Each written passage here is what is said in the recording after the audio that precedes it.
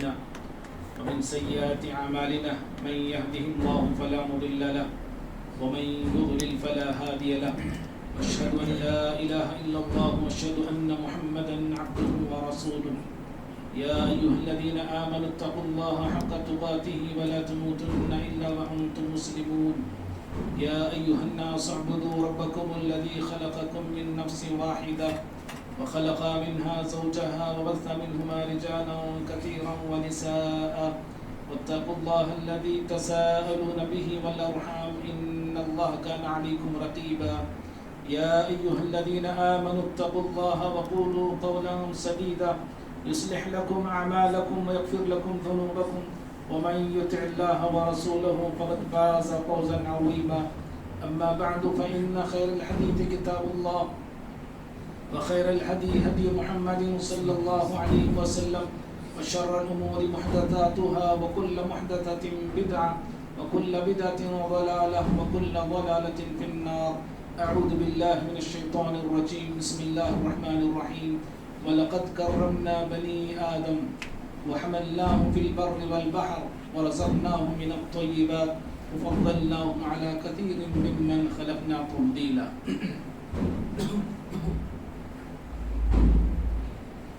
ہر قسم کی حمد و ثنا بڑائی بزرگی کبریائی اللہ تعالیٰ کے لیے ہے. درود و سلام ہو تمام نبیوں پر بالخصوص میرے اور آپ کے نبی احمد مجتبیٰ محمد مصطفیٰ صلی اللہ علیہ وسلم کی ذات اقدس و مقدس پر. اللہم صلی وسلم وبارک علی نبینا محمد صلی اللہ علیہ وسلم.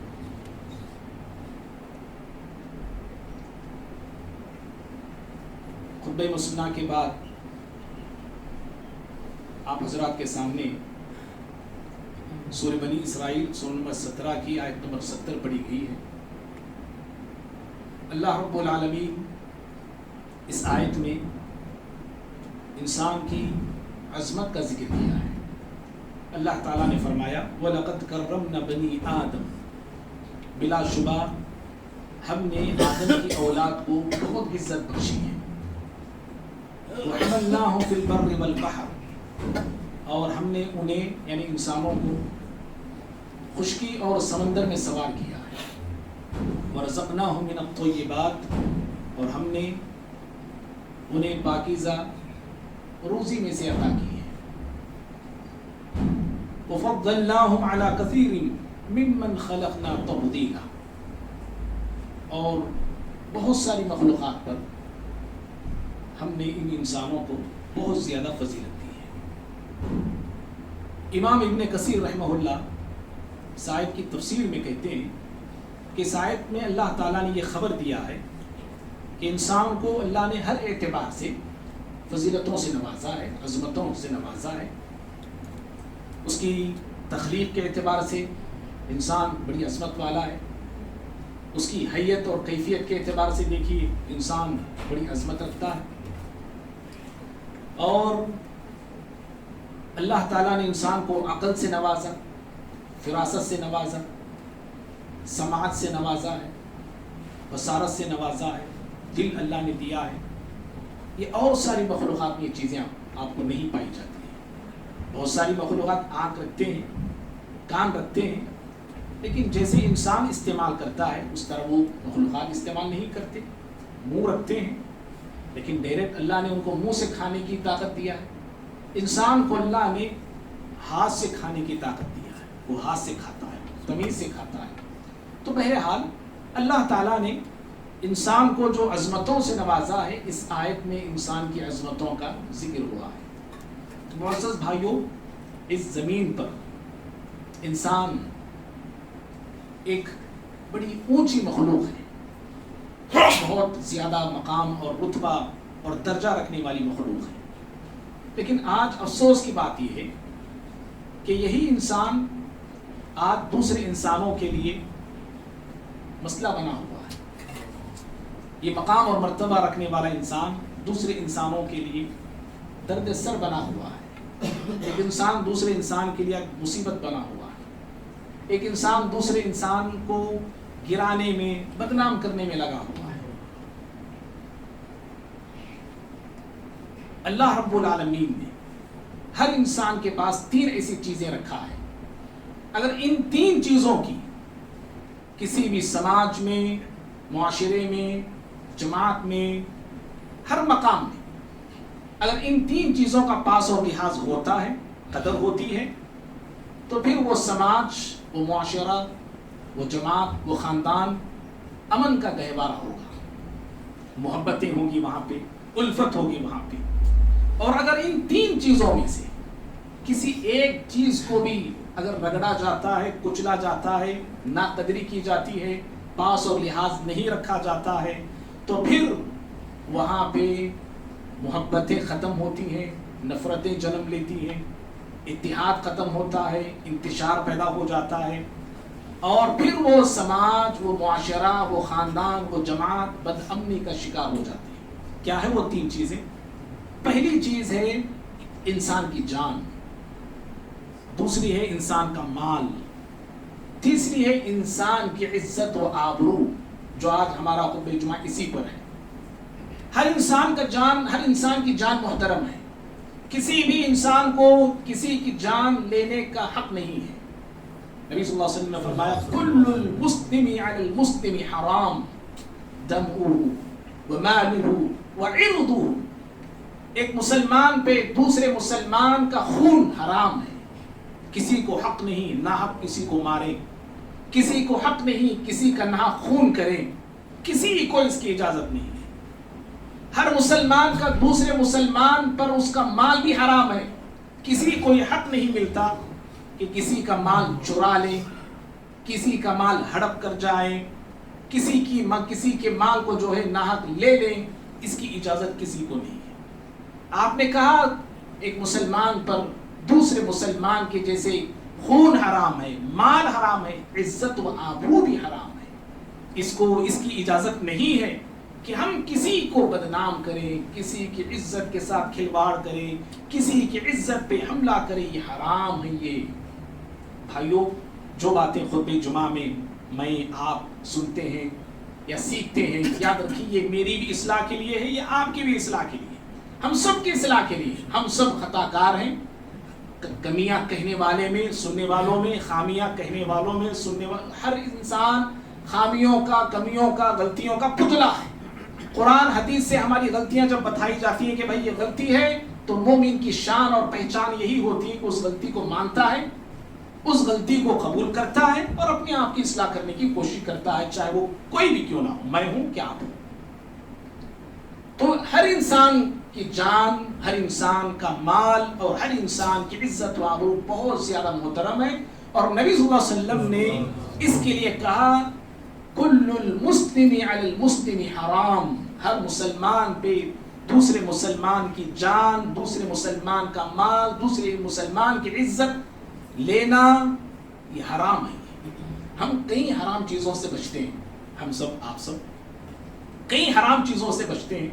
سور کا گوشت ہم کہتے ہیں حرام ہے، خون پی لینا، کھا لینا حرام ہے۔ یہ غیر اللہ کے نام پہ ذبح ہونے والا کوئی جانور ہے، مست بنی ہے بریانی، بلائے تب بھی ہم نہیں جاتے، ہم بھوکے ہوں پیاسے ہوں، ہرگز نہیں، ہم قبول نہیں کریں گے۔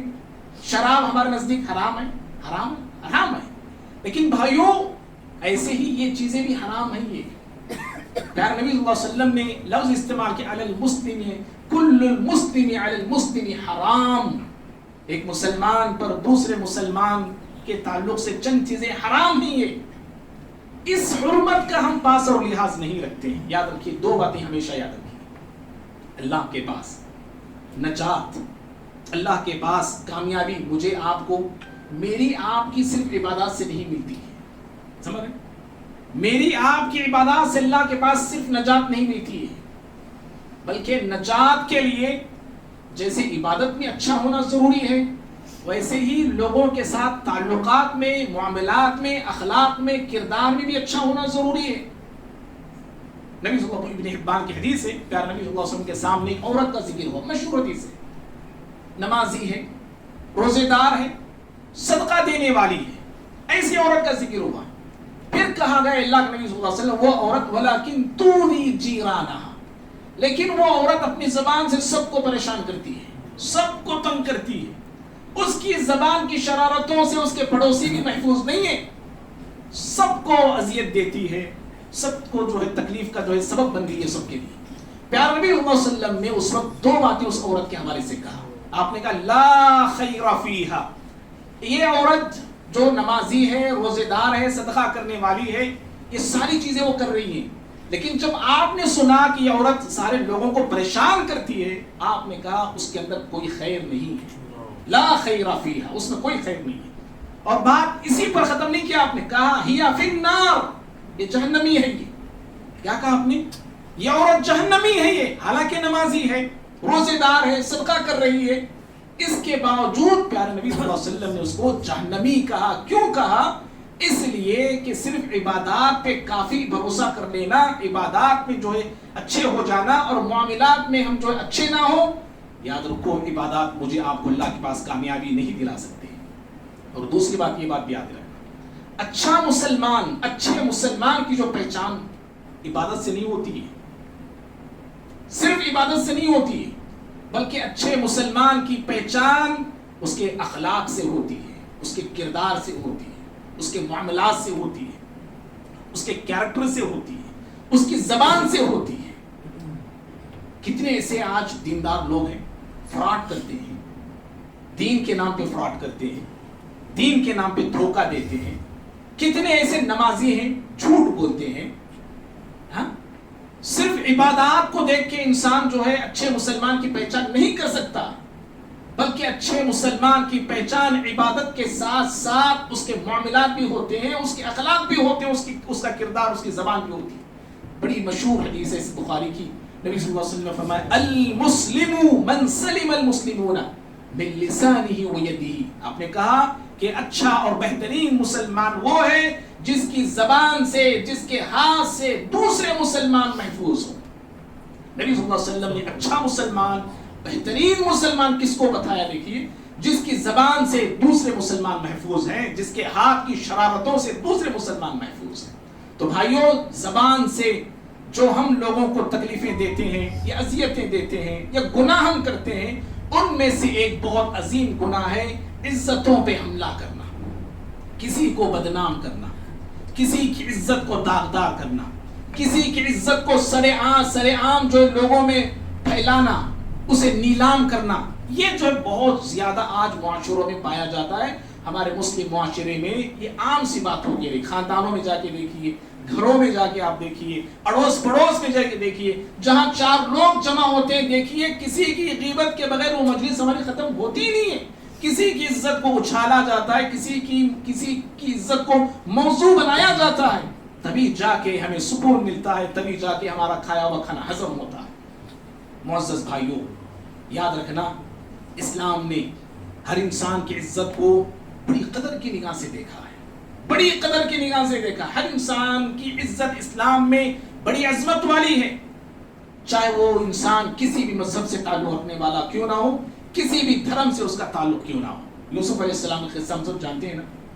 یوسف علیہ السلام کو عزیز مصر کی بیوی نے پھسلایا، برائی کی دعوت دی. قرآن دیکھیے اس قصے کو کیسے بیان کیا ہے. اللہ تعالیٰ نے اس عورت کا کہیں بھی نام ذکر نہیں کیا ہے، کہیں بھی اس کا نام نہیں ہے. اللہ نے کہا، اشاروں نے کہا وراودته التي هو في بيتها عن نفسه، کہا کہ اس نے پھسلایا ان کو جس کے گھر میں وہ تھے. کیا کہا؟ اس نے پھسلایا ان کو جس کے گھر میں یہ تھے، یعنی یوسف علیہ السلام تھے. اللہ رب العالمین کو کیا اس عورت کا نام معلوم نہیں تھا؟ معلوم تھا. کیوں نہیں معلوم تھا؟ گنہگار عورت تھی، لیکن اس کی بھی عزت ہوتی ہے. اللہ تعالیٰ نے اس کی گناہوں کا ذکر جو ہے اشاروں میں کیا، نام کے ساتھ نہیں کیا ہے. اور بھائیوں، اللہ کے پاس انسان کے برا ہونے کے لیے اتنا کافی ہے. برے انسان کی پہچان کیا ہے؟ نبی نے بتایا ہے. انسان کے برا ہونے کے لیے اتنا کافی ہے کہ میں کسی کو حقیر سمجھوں، میں کسی کو معمولی سمجھوں. بخاری مسلم کی حدیث ہے، نبی صلی اللہ علیہ وسلم فرماتے ہیں بحسب امرئ من الشر ان يحقر اخاه المسلم. آپ نے کہا انسان کے اللہ کے پاس برا ہونے کے لیے اتنا کافی ہے کہ وہ کسی مسلمان کو حقیر سمجھتا ہو، کسی مسلمان کو معمولی سمجھتا ہوں. جب انسان کسی انسان کو حقیر سمجھتا ہے نا، معمولی سمجھتا ہے، تو جس کو میں حقیر سمجھتا ہوں اس کے پاس یا اس کی عزت میرے پاس کوئی اہمیت نہیں رکھتی ہے. جس کو میں حقیر سمجھتا ہوں اس انسان کو میں کچھ بھی بولتا ہوں، گرا کے بات کرتا ہوں، اٹھا کے بات کرتا ہوں، اس کی عزت پر حملہ کرتا ہوں، اس کی شکل پر حملہ کرتا ہوں، اس کی کمائی پہ حملہ کرتا ہوں. کیوں؟ اس کی میرے پاس کوئی اہمیت ہی نہیں نا، کوئی ویلیو نہیں اس انسان کی میرے نزدیک. اور جس کی ویلیو میرے پاس نہیں ہوتی ہے، جس کو میں معمولی سمجھنے لگتا ہوں، تو اس کے تعلق سے کچھ بھی بولنے لگتا ہوں میں. یہ انسان کی برا ہونے کے لیے کافی ہے، یاد رکھیے بھائیو. اگر میں کسی بھی انسان کو برا سمجھتا ہوں نا، یاد رکھیے، کسی بھی انسان کو حقیر سمجھتا ہوں، تو اپنی ساری عبادتوں کے باوجود اللہ کی نظر میں ذلیل ہو کے رہ جاؤں گا. اللہ کے پاس عزت مجھے آپ کو کب ملتی ہے، مقام کب ملتا ہے؟ جب میں اور آپ اللہ کے بندوں کو مقام دیں گے. اور بھائیو اسی طرح سے ایک مومن کی عزت اللہ کے پاس کتنی زیادہ ہے. دیکھیے اس زمین پر اللہ کے پاس ایک مومن کی جو عزت ہے وہ خانہ کعبہ سے بھی زیادہ ہے. جی، خانہ کعبہ اللہ رب العالمین کی عبادت کے لیے سب سے پہلا جو زمین پہ گھر بنایا گیا وہ خانہ کعبہ ہے. خانہ کعبہ کی عزت سے زیادہ اللہ تعالیٰ کے پاس ایک مومن کی عزت ہے. ابن ماجہ کی صحیح و ترغیب کی حدیث ہے، نبی صلی اللہ علیہ وسلم خانہ کعبہ کا طواف کر رہے تھے.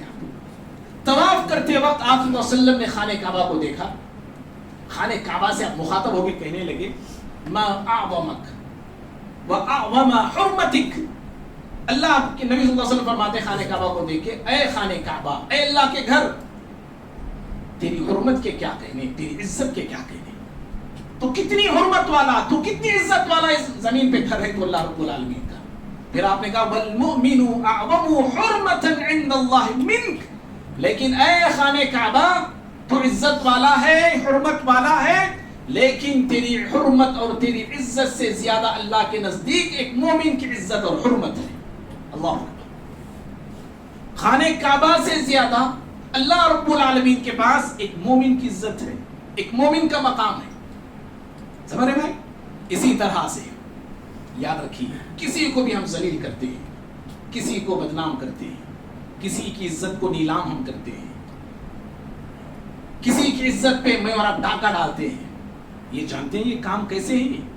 یہ جاہلیت کے کاموں میں سے، یہ امور جاہلیت ہیں، ان کا تعلق جاہلیت کے کاموں میں سے. نبی صلی اللہ علیہ وسلم فرماتے ہیں، صحیح مسلم کی حدیث ہے، آپ نے کہا اربع فی امتی من امر الجاہلیہ لا یترکوہن. آپ نے کہا لوگوں، 4 ایسی خرابیاں ہیں، 4 ایسی برائیاں ہیں میری امت میں جن کا تعلق جاہلیت سے ہے، یا جاہلیت والے وہ کام ہیں وہ، لیکن میری امت کے لوگ ان کاموں کو نہیں چھوڑیں گے. چھوڑنا چاہیے تھا. ہاں دیکھو آج نمازی ہیں، کتنے لوگ دیندار ہیں، حاجی صاحب ہیں، حج کو جا کے آئے، کس قدر لوگوں کو ذلیل کر دیتے ہیں، کس قدر وہ لوگوں کو رسوا کر دیتے ہیں، سر عام لوگوں کی برائیاں بیان کرتے پھرتے رہتے ہیں.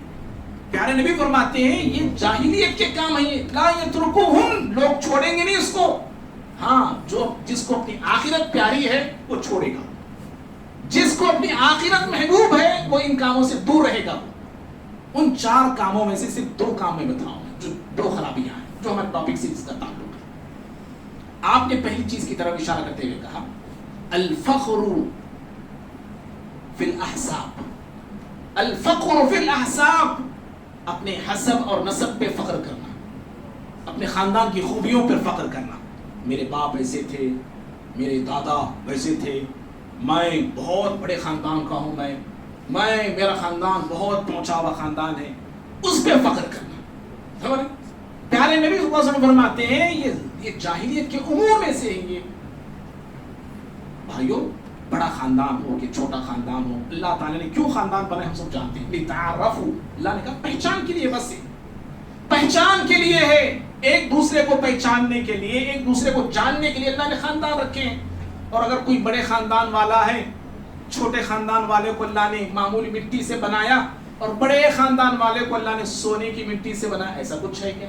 وہ بھی نہیں. بڑا خاندان ہو کہ چھوٹا خاندان ہو، یہاں بھی مٹی ہے وہاں بھی مٹی ہے، اس کو بھی مٹی میں جانا ہے اس کو بھی مٹی میں جانا ہے۔ اور بھائیوں، میری آپ کی پہچان دیکھیے خاندان سے نہیں ہوتی ہے، میرے آپ کے اعمال سے ہوتی ہے، میرے آپ کے کردار سے ہوتی ہے، میرے آپ کے کیریکٹر سے ہوتی ہے۔ ٹھیک، ہم اچھے خاندان والے ہیں، بڑے خاندان والے ہیں، ہمارے باپ دادا ایسے تھے، ہمارے پردادا ویسے تھے، ہم کیا ہیں؟ یہ اصل چیز ہے، ہم کیا ہیں، ہماری کیا حیثیت ہے، ہم کیا ان کی طرح کوئی دینی کام کر رہے ہیں کیا؟ یہ ساری چیزیں ہیں۔ تو خاندان پہ فخر کرنا، خاندان کی خوبیوں پہ فخر کرنا، نبی صلی اللہ علیہ وسلم نے اس کو جو ہے جاہلیت کے کاموں میں سے بتایا۔ اور دوسری چیز آپ نے کہا وَالطَّعْنُ فِي الْأَنْسَابِ، دوسروں کے خاندان میں، دوسروں کے حسب نسب میں عیب جوئی کرنا۔ اے تمہارا خاندان ویسا، تمہارا خاندان تھرڈ کلاس، تمہارا خاندان گرا ہوا، بیکار خاندان سے تم آتے ہو۔ خاندان میں عیب جوئی، عیب نسب میں عیب جوئی کرنا، سمجھ رہے؟ یہ عام سی بات ہے، یہ بیوی کچھ کر دیتی ہے گھروں میں، پورے خاندان کو ہم لے کے گر جاتے ہیں، پورے خاندان کو آڑے ہاتھ لے لیتے ہیں۔ غلطی بیوی نے کی، پورے خاندان کو گننے لگتے ہیں۔ ایک پٹھان نے غلطی کی، پورے پٹھانات ویسے پورے پٹھانات ویسے۔ کسی بھائی نے غلطی کی، ہمارے پورے لبیٹ ویسے جی۔ ہم عام سی بات ہے یہ، ہم سنتے ہیں یہ، ہم کہتے بھی ہیں یہ، پورے دودھا گلچ ویسے پہ ہوگا، اس خاندان کی پوری عورتیں ویسے، اس خاندان کے پورے مردان ویسے، بچے ویسے، سب کو ہم گنتے ہیں بھائی، جانتے ہیں یہ کام کیسا ہے۔ یہ ایک غلطی ایک نے کی، یا سمجھو اس خاندان کے 10-20 لوگوں نے کی ہے، 10-20 لوگوں کو بولنا چاہیے کہ بھائی 10-20 لوگوں نے ایسے کیا۔ پورے خاندان کو اگر ہم آڑے ہاتھ لے لیتے ہیں تو یاد رکھو قیامت کے روز پورے خاندان کو جواب دینا پڑے گا، اس کی بھاری قیمت چکانی پڑے گی۔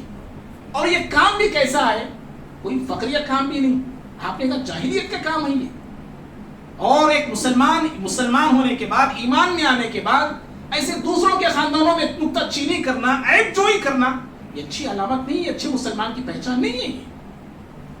اور بھائیوں، کسی کو بدنام کر دینا، کسی کو ذلیل کرنا، کسی کو رسوا کر دینا، کسی کی توہین کرنا، یاد رکھیے یہ بہت بڑا سود ہے۔ یہ کیا ہے؟ یہ سود ہے، یہ مالی سود سے ہم بچتے ہیں، بچنا بھی چاہیے الحمدللہ۔ بھائیوں یہ کیا ہے؟ یہ سود ہے۔ یہ وہی لفظ استعمال کیے پیارے نبی صلی اللہ علیہ وسلم جو سود کے لیے لفظ قرآن اور سنت میں حدیثوں میں آیا ہے، ربا، وہی لفظ آپ نے استعمال کیا۔ ابو داؤد کی حدیث آپ نے کہا ان من اربع الربا الاستعانہ بعرض المسلم بغیر حق۔ اس زمین پر بدترین سود کی شکل جو ہو سکتی ہے نا، زیادتی کی بدترین صورت جو ہو سکتی ہے، وہ یہ کہ کوئی شخص کسی مسلمان بھائی کے بارے میں بولنے لگے تو اپنی زبان کو آزاد چھوڑ دے، بولتے جا رہا ہے، کیا منہ میں آ رہا ہے بولتے جا رہے ہیں سامنے والے۔ اس کو پیارے نبی صلی اللہ علیہ وسلم نے اس زمین پر ہونے والا بڑا ظلم کہا اور بدترین سود آپ نے کہا ہے۔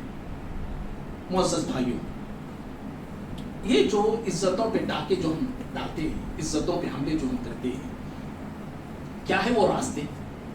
کن چیزوں سے ایک انسان دوسرے انسان کی عزت پہ حملہ کرتا ہے؟ کن راستوں سے انسان چل کے دوسرے انسانوں کی عزتوں کو نیلام کرتا ہے؟ جو بھی راستے ہیں یا جتنے بھی اسباب ہیں، شریعت نے ان تمام اسباب اور کاموں سے روک دیا ہے۔ کیوں؟ ان اسبابوں کو اپنانے سے، ان شکلوں کو اپنانے سے دوسروں کی عزتوں پہ ہم آسانی سے حملہ کر سکتے ہیں۔ اسی لیے شریعت نے تمام ایسے کاموں سے روک دیا ہے۔ ان میں سے چند ایک کا میں ذکر کر کے بات ختم کرتا ہوں۔ پہلی چیز ہے بدگمانی۔ جب انسان کسی کے تعلق سے بدگمان ہو جاتا ہے، انہوں ایسے انہوں ویسے، فکس ہو گیا ہمیں، کچھ دیکھ لیا فکس ہو گیا ہمیں، کچھ سن لیا فکس ہو گیا ہمیں، اب جب کبھی ان کا نام میں سنتا ہوں شروع ہو جاتا ہوں بولنا۔ بدگمانی، بغیر کسی پروف، بغیر کسی ثبوت کے باتیں ہم نے سنی، ہوا سے چلتی ہوئی آئی، وہاں سے اڑتی ہوئی آئی، یا ہم نے سنا، ہم نے کچھ دیکھا، تحقیق نہیں کی، بس اب ان باتوں پہ میں بھروسہ کر لیا۔ بدگمانی انسان کو، یاد رکھو، دوسروں کی عزتوں پہ حملہ کرنے کو آسان بنا دیتی ہے۔ اسی لیے کہا ایاکم والظن، لوگوں بدگمانی سے بچو، بدگمانی سے بچو۔ اور دوسری چیز ہے حسد، جلن، کسی کے تعلق سے میں حسد کا جذبہ رکھتا ہوں، کسی کو میں دیکھ کے جلتا ہوں، نفرت رکھتا ہوں، جب کبھی اس کا نام میں سنتا ہوں یا میرے سامنے اس کا نام لیا جاتا ہے، اب ختم میں چالو ہو جاتا ہوں. کیوں؟ آلریڈی جلن ہے اس کے بارے میں میرے دل میں، حسد کا جذبہ میں رکھتا ہوں میں. تو اس لیے شریعت نے کہا ایاکم والحسد، لوگوں حسد سے بچو. یہ حسد ہے جو دوسروں پہ حملہ کرنے پر ابھارتا ہے. اسی طرح سے تیسری چیز ہے تہمت، کسی پہ جھوٹا الزام لگا دینا بغیر کسی ثبوت کے، بغیر کسی پروف کے، کسی پر بھی جھوٹا الزام ہم لگا دیتے ہیں. یہ بھی عزت پہ حملہ ہی ہے. اور خصوصاً زناکاری اور بدکاری کی تہمت لگا دینا، فلاں عورت ایسی ہے، فلاں مرد ایسا ہے، میں نے ان سے سنا تھا، میرے بارے میں میرے پاس ہے پروف ہے. کیا پروف ہے؟ ایک دو تین لوگ ہیں، دو تین نہیں 4 لوگ ہیں نا پروف، 4 لوگ گواہ ہیں اس نے زناکاری کیا، بدکاری کیا ہے تو آپ کی بات مانی جائے گی. 3 آدمی بھی آپ کے پاس ہیں، چوتھا آدمی آپ کے پاس نہیں تو آپ کی بات نہیں مانی جائے گی. شریعت ہے، سامنے والی کی عزت کی اتنی بڑی قیمت ہے. ایسے ویسے میں سن لیا، میں نے بول دیا کہ فلاں ایسا ہے، نہیں مانی جائے گی بات آپ. اور بات کسی پر ختم نہیں کرتا ہے قرآن. سورہ نور پڑھیا، اللہ تعالیٰ نے ایسے لوگ کسی پر جو زناکاری بدکاری کا الزام لگاتے ہیں اور اگر 4 گواہ ان کے پاس نہیں تو ان لوگوں کو 80 کوڑے مارے جائیں گے، 80 کوڑے مارے جائیں گے. اور پھر کہا قرآن نے ایسے لوگوں کی گواہی اور شہادت کبھی قبول نہیں کی جائے گی. کبھی یہ کوئی گواہی دیتے میں چاند دیکھا میں، نہیں مانی جائے گی تمہاری گواہی. کیوں؟ اس لیے کہ تم انسانوں کی، لوگوں کی، مسلمانوں کی عزتوں کے ساتھ کھیلنے والے انسان ہو، تمہاری گواہی کی کوئی ویلیو نہیں ہے. تو بھائیو یہ تہمت ہے، یہ تہمت سے بھی بچنا چاہیے. اسی طرح سے چوتھی چیز جہاں سے ہم انسانوں پہ حملہ کرتے ہیں وہ ہے لوگوں کے عیبوں کے پیچھے پڑا رہنا، تہمیں لگا رہنا، عیبوں کو ڈھونڈنا، خامیوں کو ڈھونڈنا، خامیوں کو تلاش کرنا. کیوں تلاش کر رہا ہوں میں؟ تاکہ سامنے والے کو بدنام کروں، سامنے والے کو میں نیلام کروں. خامیوں کے پیچھے تہمیں لگا رہنا. یاد رکھو نبی صلی اللہ علیہ وسلم نے، اللہ نے اس سے منع کیا. قرآن میں 2 صورتیں جو ویل سے شروع ہوتی ہیں. ایک صورت میں اللہ نے ناحق مال لینے والے لوگوں کا مال کھانے والوں کو ویل کہا، اور دوسرا وہ اس انسان پر جو لوگوں کی عزتوں پہ حملہ کرتا ہے ان کے لیے ویل کہا ویل للمطففین. ناپ تول میں کمی کرنے والوں کے لیے تباہی ہے، خرابی ہے، بربادی ہے. ویل لکل ہمزۃ لمزہ، جو عیب جوئی کرتا ہے، لوگوں کی قیمتیں کرتا ہے، ایسے انسان کے لیے بھی تباہی ہے، بربادی ہے، خرابی اور ہلاکت ہے. معزز بھائیو، عیب جوئی کرنا شریعت نے اس سے بھی منع کیا ہے. اسی طرح سے جن راستوں پہ چل کے یا جن گناہوں کو اختیار کر کے ہم دوسرے انسانوں کی عزتوں پہ حملہ کر سکتے ہیں وہ ہے کسی کا جو ہے مذاق اڑانا. مذاق اڑانا، کسی کی ذات کو لے کے مذاق، کسی کی بات کو لے کے مذاق، کسی کی شخصیت کو لے کے مذاق، کسی کے چال چلن کو لے کے مذاق، کسی کی عبادت کو لے کے مذاق. کیا کیا مذاق کے طریقے ہمارے پاس نہیں ہوتے ہیں. مذاق شریعت نے اسے منع کیا. کیوں آپ مذاق اڑا رہے ہیں؟ مذاق اڑا کے میں اور اب کیا ثابت کرنا چاہ رہا ہوں؟ اسے بدنام کرنا چاہ رہے نا، اسے کمتر بتانا چاہ رہے نا. منع کیا اللہ نے. سورہ حجرات میں اللہ نے کہا لا يسخر قوم من قوم عسى ان يكونوا خيرا منهم. کہ کوئی مرد کسی مرد کا مذاق نہ اڑائے، ولا نساء من نساء، اور کوئی عورت کسی عورت کا مذاق نہ اڑائے. ہو سکتا ہے کہ وہ اللہ کے پاس تم سے زیادہ اچھے ہوں، تم سے زیادہ بہتر ہوں. مذاق کسی کا نہیں اڑانا چاہیے. اسی طرح سے جن راستوں سے ہم دوسروں کی عزتوں پہ حملہ کر سکتے ہیں یا حملہ کرتے ہیں وہ ہے دوسروں کو برے ناموں سے پکارنا، برے برے القابوں سے پکارنا. اے کالے، اے لنگڑے، اے بڈھے، اے گڈے، اس طرح کے. حالانکہ سامنے والا اگر وہ سنتا ہے تو اسے برا لگتا ہے، تکلیف ہوتی ہے اسے. ایسے برے برے ناموں سے پکارنا.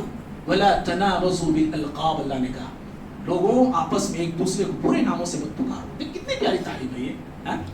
کسی کو برے ناموں سے مت پکاریے، شریعت کی تعلیم ہے یہ.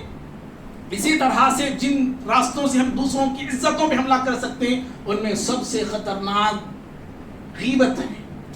غیبت، کسی کی برائی اس کے پیٹھ پیچھے کرنا، غیبت ہے یہ ہم سب جانتے ہیں، اور نہ اللہ تعالیٰ نے اس کو مردار بھائی کا گوشت کھانے سے تشبیہ دی ہے.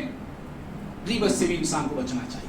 اسی طرح سے جو عزتوں پہ حملہ ہو سکتے ہیں نا، وہ ہے کسی بھی بہن، کسی کی بیٹی، کسی کی بیوی کی خوبصورتی کا جو ہے لوگوں کے سامنے اعلان کرنا، بتانا فلاں کی بیٹی کیا چاہیے، لوگوں کے سامنے، پبلک کے سامنے، محفل میں بیٹھ کے 4 لوگوں کے سامنے بیٹھ کے بولنا فلاں کی ایسی ہے، فلاں کی بیٹی وہ ایسی ہے. منع ہے. نبی صلی اللہ علیہ وسلم کے زمانے میں ایک مخنث تھا، نامرد جس کو ہم کہتے ہیں، وہ جو ہے نبی کے زمانے میں عورتوں کے پاس بھی جاتا تھا، اجازت تھی اس کو، عورتوں کے پاس جاتا تھا، آتا تھا. لیکن ایک مرتبہ اس نے ایسے کیا کہ بعض عورتوں کی خوبیاں مردوں کے سامنے آ کے بیان کرنے لگا. فلاں قبیلے کی کیا عورتیں ہیں جی، آتی ہے تو ایسے دکھتی، جاتی ہے تو ایسے دکھتی، ایسی چیزیں اس نے بیان کیا. نبی صلی اللہ علیہ وسلم کو پتہ چلا تو آپ صلی اللہ علیہ وسلم مدینے سے نکال دیا اس کو. اور پھر اس کے بعد حکم دیا گیا کہ کبھی ایسے مخنث عورتوں کے پاس نہیں جائیں گے، اگر گئے تو بھی عورتوں کو پردہ کرنے کا حکم دیا گیا. اور آج جو ہے یہ خرابی ہمارے عورتوں کے اندر پائی جاتی ہے. جی عورتیں بیٹھتی ہیں، محفل ہو گئی، مجلس کے ہونے کے بعد مردوں کے سامنے ذکر کرنے کا، ان کی بیوی آئے تھے، دیکھو یہ تھا، دیکھو وہ تھا، دیکھو ایسی تھی، دیکھو ویسی تھی، دیکھو مردوں کے سامنے. اور یہ بے شرم جو ہے سن لیتا، ہنس لیتا، بیٹھا رہتا ہے. روکنا ٹوکنا. ارے وہ عورت آپ کے گھر آئی، آپ کی بیوی کے سامنے نقاب نکالی، کیوں نکالی؟ آپ کی بیوی سے، آپ کی وہ بیوی عورت ہے، اس سے پردہ نہیں ہے، پردہ نہیں ہے، بلکہ میں نکالی. پردہ ہوتا تو کیوں نکالتی بھائی؟ ہاں خامی کمی کس میں نہیں ہوتا؟ کون دودھ کا ڈھولا ہے؟ کچھ میں تک کے دبے ہوتے ہیں، داغ ہوتے ہیں، کیا انسان ہے، ہر انسان میں ہوتا ہے. اب وہ عورت کو دیکھی، اب اپنے شوہر کو سناتی، آئے تھے آپا ایسے تھے ویسے تھے، پھک گئی انہوں آپا، کھا کو یہ ہو گئی انہوں. ارے اس کی تو نہیں، غلط ہے، یاد رکھو، روکنا چاہیے بھائیو، منع کرنا چاہیے. بہرحال یہ چند باتیں تھیں جو میں نے آپ کے سامنے رکھا. رب العالمین سے دعا کرتا ہوں اللہ مجھے بھی، آپ کو بھی، ہم سبھی کو جو باتیں ہم نے سنی ہیں اللہ عمل پیرا ہونے کی توفیق عطا فرمائے. اللہ رب العالمین مجھے، آپ کو، ہم سب کو اپنے آپ کی اصلاح کرنے کی توفیق عطا فرمائے. اور اللہ تعالیٰ ہم جہاں کہیں بھی غلطیاں ہم سے ہوتی ہیں، اللہ تعالیٰ ہم سب کو اپنی غلطیوں پر توبہ کرنے کی توفیق عطا فرمائے. اللہ رب العالمین ایک دوسرے کی ہمیں عزت کا لحاظ رکھنے کی توفیق عطا فرمائے. جس کسی کی اگر ہم غلطی دیکھتے ہیں الگ سے بلا کے اسے نصیحت کرنے والے اللہ ہم سب کو بنائے. اللہ رب العالمین ہم تمام پر دنیا اور آخرت میں رحم فرمائے. اور اللہ تعالیٰ دنیا اور آخرت میں ہم تمام کو عزتوں سے کامیابی، عزتیں عطا فرمائے. امت مسلمہ کے مسائل کو اللہ رب العالمین حل فرمائے. آمین. اقول قولی هذا استغفر الله لي ولكم ولسائر المسلمين من كل ذنب فاستغفروه انه هو الغفور الرحيم.